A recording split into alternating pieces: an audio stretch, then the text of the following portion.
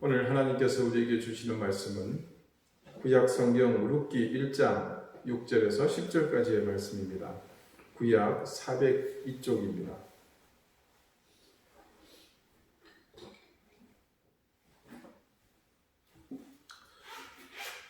룻기 1장 6절에서 10절까지의 말씀을 제가 봉독하겠습니다. 이제 다 같이 하나님의 말씀을 경청하십시오. 그 여인이 모압 지방에서 여호와께서 자기 백성을 돌보시사 그들에게 양식을 주셨다 함을 듣고 이에 두 며느리와 함께 일어나 모압 지방에서 돌아오려 하여 있던 곳에서 나오고 두 며느리도 그와 함께하여 유다 땅으로 돌아오려고 길을 가다가 나오미가 두 며느리에게 이르되 너희는 각기 너희 어머니의 집으로 돌아가라. 너희가 죽은 자들과 나를 선대한 것 같이 여호와께서 너희를 선대하시기를 원하며 여호와께서 너희에게 허락하사 각기 남편의 집에서 위로를 받게 하시기를 원하노라 하고 그들에게 입맞춤에 그들이 소리 높여 울며 나오미에게 이르되 아니니이다. 우리는 어머니와 함께 어머니의 백성에게로 돌아가겠나이다 하는지라. 아멘. 하나님께서 이 말씀으로 우리에게 은혜 주시기를 원합니다. 오늘은 돌아감의 의미라는 제목으로 하나님의 말씀을 함께 듣도록 하겠습니다. 지금도 여전히 완전하게 해결되지 않은 사회 문제지만 지금과는 비교도 되지 않는 그 오래전 옛날 힘의 논리가 지배하던 고대 사회에 남편을 잃은 여인들의 삶은 비참했습니다. 여인은 경제활동이 불가합니다. 그러다 보니 넉넉한 자신 소유의 토지가 없었다면 가장이나 장성한 아들, 가족을 부양할 수 있는 남자가 죽고 남겨진 가족들, 특히 배우자나 여인의 삶은 이루 말로 다 할 수 없이 비참했습니다. 그래서 이제 모든 남자가 죽고 없는 나오미와 두 명의 며느리에게 기다리고 있는 삶은 모든 것이 비극적일 수밖에 없습니다. 남편을 잃은 아픔, 나오미는 거기에 더하여 생때 같은 아들을 잃은 더 처참한 고통과 절망이 그녀의 삶을 짓누르고 있을 때였습니다. 말씀은 그 무렵 그 절망 속의 여인에게 한 가지 소식이 들려왔다고 증거하고 있습니다. 오늘 본문 6절의 중반입니다. 여호와께서 자기 백성을 돌보시사 그들에게 양식을 주셨다 함을 듣고 여기서 말하는 그들은 이스라엘, 그 중에서 베들레헴을 말합니다. 드디어 베들레헴이 이름처럼 회복되었습니다. 떡집, 즉 먹을 것, 양식이 그들에게 주어졌다는 소식입니다. 기근으로 인해서 양식이 없어 횡하니 비었던 빈 베들레헴이 진짜 베들레헴이 되었습니다. 그 시대가 사사들이 치리하던 시대이기 때문에 이것이 어떤 상황인지 충분히 설명됩니다. 그들은 분명 이전에 여호와 앞에서 악을 행했을 것입니다. 그 결과로 외적의 침입이나 다른 하나님의 징계가 임했을 것은 분명합니다. 이 베들레헴에 임한 하나님의 징계는 바로 그 이름을 무색하게 만드는 기근이었습니다. 가뭄으로 인한 기근이죠. 고통 속에서 이스라엘의 백성은 그제야 자신들의 잘못을 깨닫고 하나님을 향해 회개하고 자복함으로 하나님의 구원하심을 기다립니다. 오늘 6절의 말씀이 증거하는 상황은 바로 이 시점으로 보아야 합니다. 그들의 기다림에 하나님이 응답하신 것입니다. 분명 여호와께서 자기 백성을 돌보시사라고 증거한 것은 그런 이유 때문임을 확고히 하고자 하는 이 룻기 기자의 의도라고 보아야 할 것입니다. 이때 하나님께서 돌보셨다고 우리말로 번역된 히브리어 파카드는 보내다, 주목하다, 귀 기울이다. 근데 거기에 한 가지 더하여 방문하다의 뜻이 있습니다. 그런데 이때의 방문은 그 의미가 조금 더 의도적이고 적극적이라고 할 수 있습니다. 단지 문 밖에서 문을 두드려서 인사만 하고 떠나가는 거리감 있는 어떤 그런 손님들의 방문이 아니라 의도를 가지고 찾아가는 방문으로 이런 경우를 신학용어로 신적 개입이다 이렇게 표현하기도 합니다. 하나님의 의도가 내재된 방문, 이 파카드는 때로 징계를 내리시기 위해 방문하신 경우에 많이 사용하는 표현입니다. 하지만 하나님께서 당신의 백성을 도우시기 위해 인자와 자비로 깊숙이 그 삶 속으로 찾아오실 때도 이 파카드는 같이 쓰입니다. 그러니까 지금 바로 이 파카드는 그런 의미로 쓰여진 것이죠. 이 기쁜 소식이 나의 기쁨요, 누굽니까? 나오미죠. 나오미에게도 들려왔습니다. 무엇보다도 이방 땅 모압 평지에서 그녀는 생명의 기근을 겪고 있습니다. 그런 나오미에게 양식이 있는 집, 떡이 있는 집, 곧 베들레헴의 소식만큼 그녀를 끌어당기는 것이 또 있었겠습니까? 모압의 풍성함이 그녀의 마음을 사로잡았듯이 베들레헴의 떡이 가득하다는 소식이 나오미의 귓절에서 떠나지 않았습니다. 그녀는 드디어 이 소식을 듣고 고민하다가 돌아가기 위해 일어섭니다. 마치 그 언젠가처럼 새로운 삶을 향해 결단하고 일어선 것이죠. 남편을 비롯해서 그 시절 2명의 아들, 도합 이 3사람의 남자와 함께 이곳 모압을 향해 걷던 시절에는 힘들어도 발걸음은 가벼웠을 것입니다. 그러나 지금은 어떻습니까?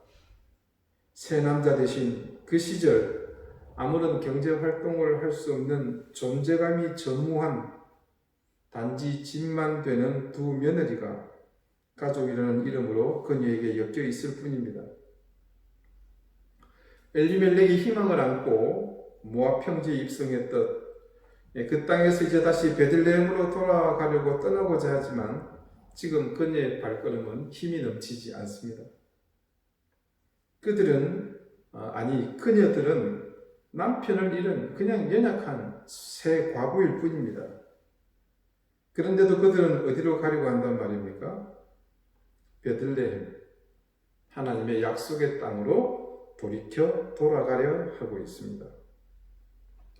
선택의 여지가 없는 여인, 살 길을 찾기 위해서 그녀가 할 수 있는 유일한 선택입니다. 살기 위해 떡이 필요한 그녀에게 아버지의 집이라는 울타리를 향해서든 아니면 다른 어떤 이유가 되었건 나오미의 행선지는 이제 좌우를 돌아볼 여유 없이 바로 베들레헴입니다.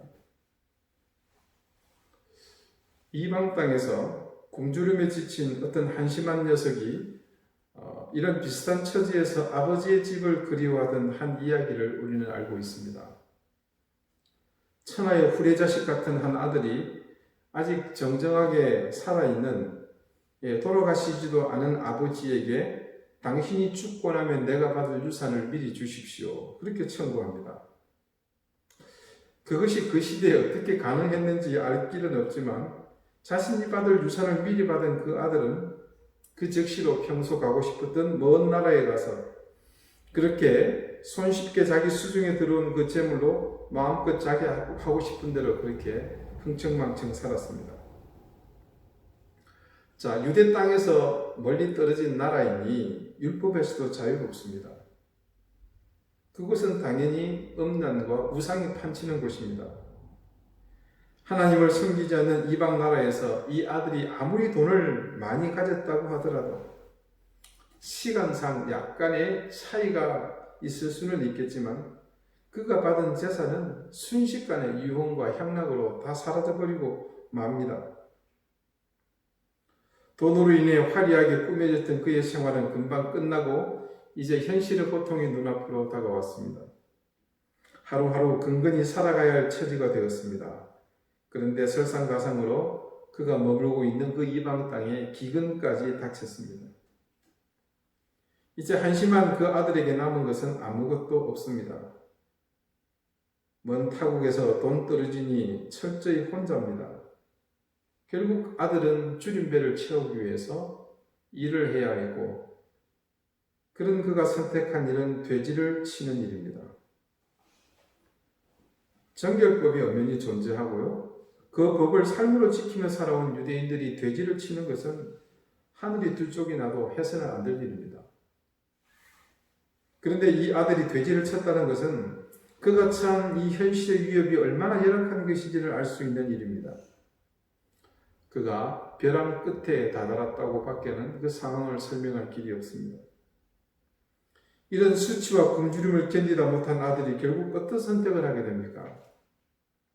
아버지의 집으로 돌아가리라 그렇게 마음먹었습니다.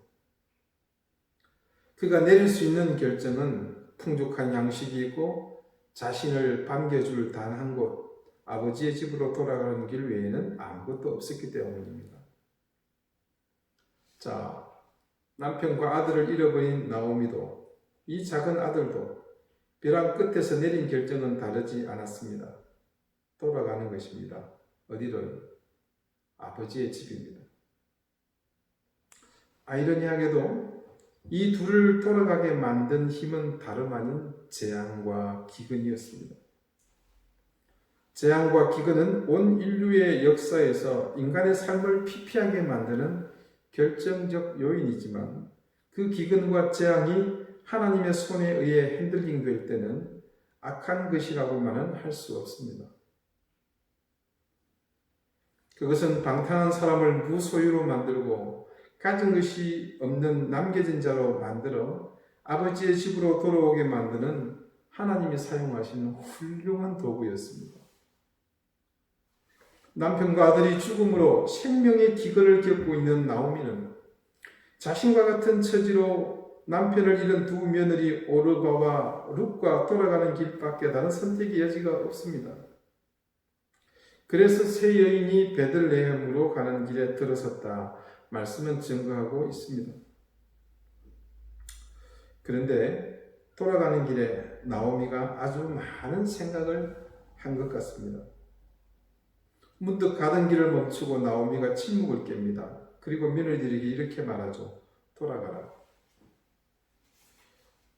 문장의 구조가 참 재밌죠. 그녀가 지금 가는 길은 어떤 길입니까? 돌아가는 길입니다. 그 여정 가운데 돌아가는 그 길을 다시 며느리들에게 되돌아가라고 말합니다.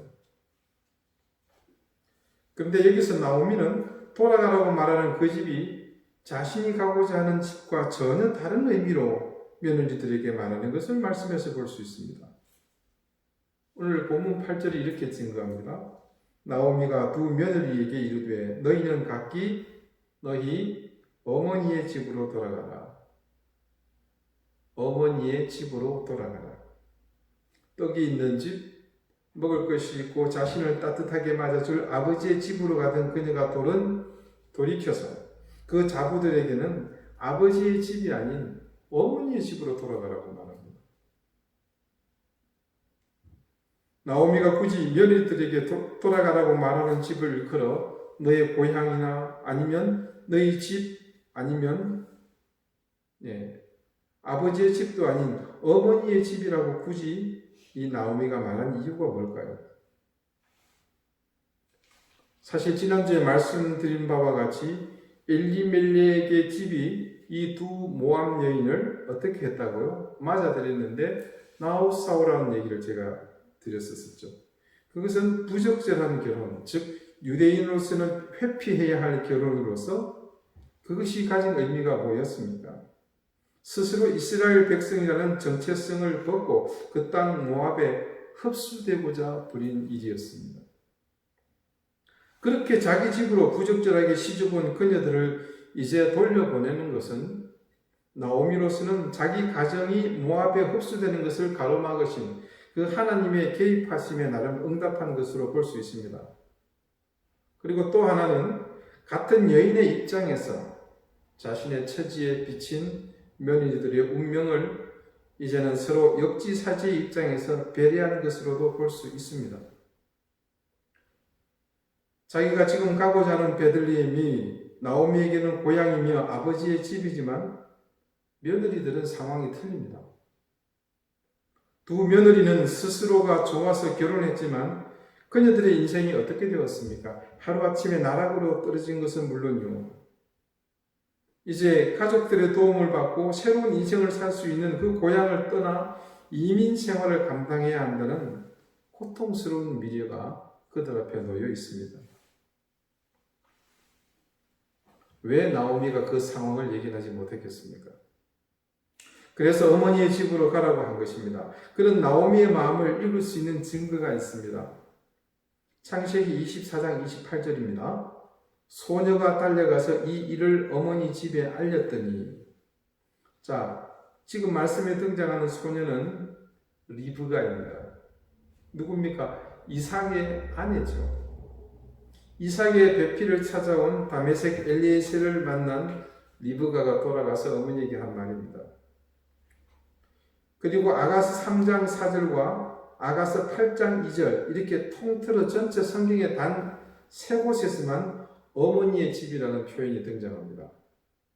그런데 이 어머니의 집이 등장하게 된 말씀의 모든 배경은 공히 사랑과 결혼에 대한 이야기를 할 때입니다. 나오미가 며느리들에게 말한 그 어머니의 집은 사실 표면적으로는 나오미가 돌아가려는 영적 회복의 집, 그녀의 영혼을 되살리면서 그녀의 인생을 회복시킬 그 아버지의 집과 대조적인 집 혹은 상대 개념의 집인 것처럼 보였습니다.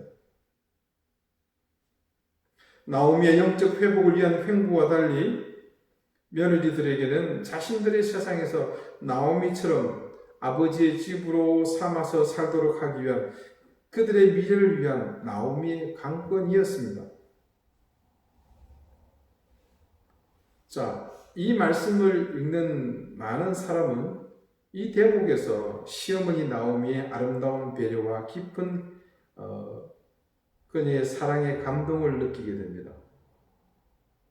그래서 하나님께서 이후로 불쌍한 이 여인에게 놀라운 복을 더하여 주시는 것이 분명하다고 느낍니다. 그러나 그것이 전부는 아닙니다. 인간적인 그녀의 배려는 분명 귀하게 보입니다. 나오미가 며느리들을 보내고자 하면서 덧붙인 축복의 말이 그 사실을 더욱 빛나게 하는 것처럼 보입니다. 너희가 죽은 자들과 누굽니까? 자신들의 남편이죠. 나를 선대한 것 같이 여호와께서 너희를 선대하시기를 원하며. 그런데 여기서 나오미의 사랑과 배려가 어디에서 기인했는지 가늠하게 하는 대목입니다. 자, 결론부터 말씀드리자면 이는 전적으로 나오미의 사적 감정의 발로였다는 것입니다. 그런데 이 대목에서 며느리들과 나오미의 대화를 보자면 오히려 거꾸로 역전된 상황을 볼 수 있습니다. 그 증거가 바로 이어나오는 9절과 10절에서 각각 나오미와 며느리들이 보인 반응입니다. 먼저 9절은요, 나오미가 며느리들을 향해 간청하는 말입니다. 여호와께서 너희에게 허락하사 각기 남편의 집에서 위로를 받게 하시기를 원하노라 하고. 자, 무슨 얘기입니까? 너희 친정집으로 돌아가라는 거죠. 새 남자를 만나서 그 남편을 삼고 거기서 위로를 받으라는 얘기입니다. 그런데 그 말을 들은 나오미의 며느리들이 이렇게 말합니다. 10절입니다. 나오미에게 이르되 아니니이다. 우리는 어머니와 함께 어머니의 백성에게로 돌아가겠나이다 하는지라. 표면적으로 보면 두 며느리는 비록 모압의 여인이지만 이스라엘의 집안으로 시집을 왔습니다. 그 시대에 분명 그냥 데려온 것이 아니라 이방 땅에서 나름 많은 몸값을 치르고 데려왔을 것이라고 충분히 짐작이 됩니다. 그리고 양해하고 들어주십시오. 이미 두 여인은 자신의 집에서는 없는 사람과 같은 존재입니다. 예, 우리도 예전에 그랬지 않습니까? 출가 외인이라고. 네, 소박 맞고 돌아온 딸 자식을 부모가 호되게 쫓아보내지 않았습니까? 그 집에 귀신이더라고. 자, 그것은 그 시대 모든 민족을 통틀어 모든 여인의 기구한 운명입니다. 모압 땅에 중요한 종교가 두 가지 부류가 있다고 말씀드렸죠. 음란을 제사의식으로 삼는 종교와 산 사람, 그것도 어린 자녀를 산제물로 바치는 종교가 있는 곳입니다. 거기다 더하여 이 모압 민족은 출애굽하는 이스라엘 백성의 길을 가로막음으로써 하나님의 저주로 인해서 영원히 여호와의 회에 들어오지 못한다는 저주받은 민족입니다. 과연 나오미가 지금 분명히 돌아가야 할 곳이 아버지의 집이며 자신의 인생을 새롭게 시작하고 회복의 삶을 향해서 여호와 하나님만을 의지하고 살리는 확고한 의지가 있는지를 의심할 만한 말을 지금 며느리들에게 하고 있는 셈입니다. 표면적으로 보면 아주 인자한 배려처럼 보이지만 그녀의 입을 통해 며느리들, 구원받을 기회를 얻을 수 있는 자식 같은 이방 여인들에게 지금 하고 있는 그 말은 어떤 뜻입니까? 그녀의 이런 확신 없는 막연한 선대에 대하여 오히려 며느리들의 반응이 더욱 놀라울 뿐입니다. 오히려 그녀들은 자신의 본토를 떠나서 어머니와 함께 가겠다고 합니다. 자신들의 삶의 터전에서 자신들을 지배하던 그 종교와 우상을 떠나 여호와 하나님의 참다운 인자와 자비가 있는 약속의 땅으로 가려는 의지를 비추고 있습니다. 그래서 저는 지금 베들레헴으로 돌아가고자 하는 나오미의 속마음이 가진 진실이 무엇인지를 생각해 보지 않을 수 없습니다. 그녀가 진정으로 돌아가고자 하는 속내는 무엇이었을까요? 우리가 연약한 인간이기 때문에 우리도 어딘가로 혹은 어느 때인가로 다시 돌아가고 싶다는 생각을 늘 하면서 살지 않습니까? 결혼 생활이 힘든 사람은 지금의 배우자를 만나기 전으로 돌아가고 싶은 생각을 많이들 하실 겁니다. 뭔가 선택을 잘못해서 좋지 않은 결과를 얻었을 때 모두가 그 선택의 시발점으로 다시 돌아가고 싶은 마음이 있지 않습니까? 누군가는 사랑과의 관계가 틀어져서 갈등과 반목이 계속 이어집니다. 그래서 그 갈등과 반목을 일으키게 된 그 어리석은 선택을 하지 않도록 그 시점으로 다시 돌아가고 싶은 마음이 있습니다. 그리고 많은 사람은 지금의 삶이 고달파서 어린 시절 내가 떠나왔던 그리움이 가득한 고향의 품으로 또 그 시절로 돌아가고 싶은 마음을 가지기도 합니다. 여러분, 나 돌아갈래 혹시 기억하십니까? 한 젊은이가 마주오는 기차를 바라보고서 이렇게 두 팔을 벌리고 철길에서 외치던 너무나 인상적이었던 한 영화의 엔딩 장면이죠. 하지만 안타깝게도 우린 돌아갈 수 없습니다.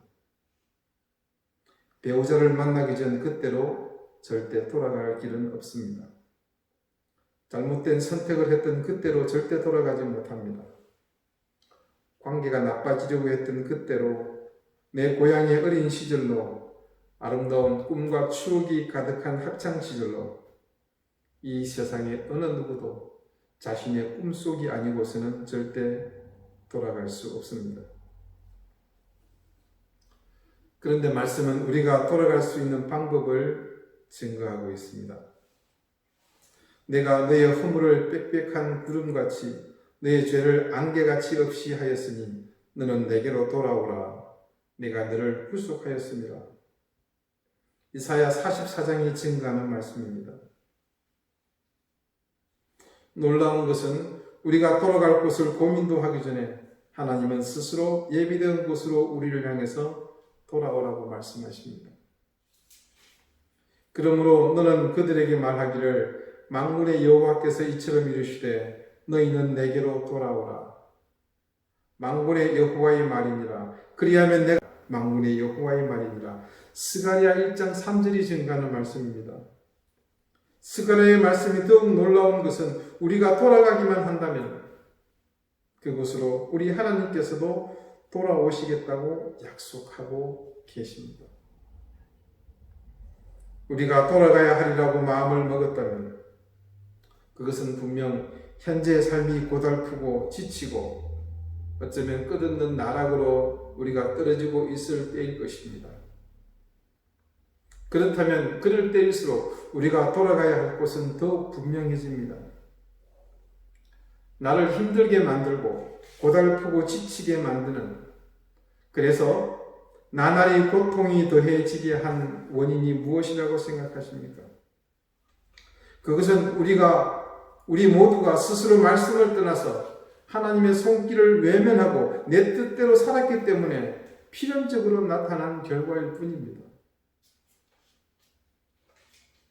그러므로 언제든 어떤 상황이든 우리가 돌아가야 할 이유에 직면했다면 그 목적지는 하나님의 존전이 되어야 합니다.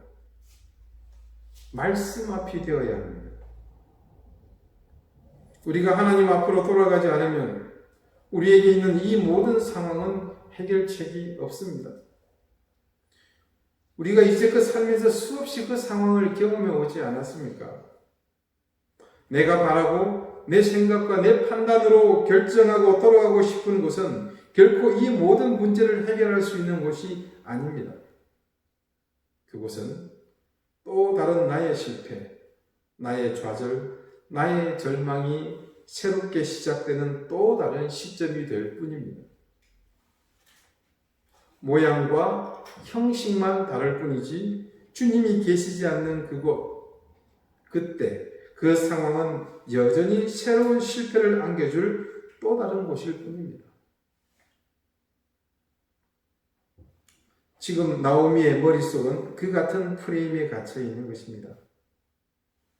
하나님의 백성이었던 나오미, 하나님은 내 인생의 왕이라는 사람을 남편으로 맞아 그렇게 사는 것이 나의 기쁨이었던 나오미는 아직 돌아가야 할 곳에 대한 이해가 부족해 보입니다.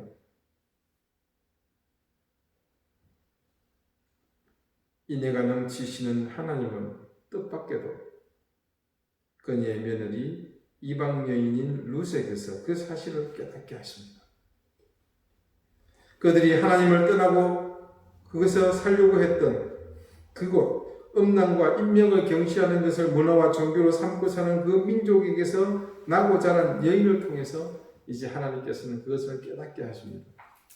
사랑하는 여러분, 지금 우리는 모두가 돌아가고 싶은 곳이 있습니다. 지금의 이 모든 혼란과 두려움, 그리고 이 고통과 좌절을 모두 벗어버릴 수 있는 곳으로 돌아가고만 싶습니다. 지금 이 땅도 예외가 아닙니다.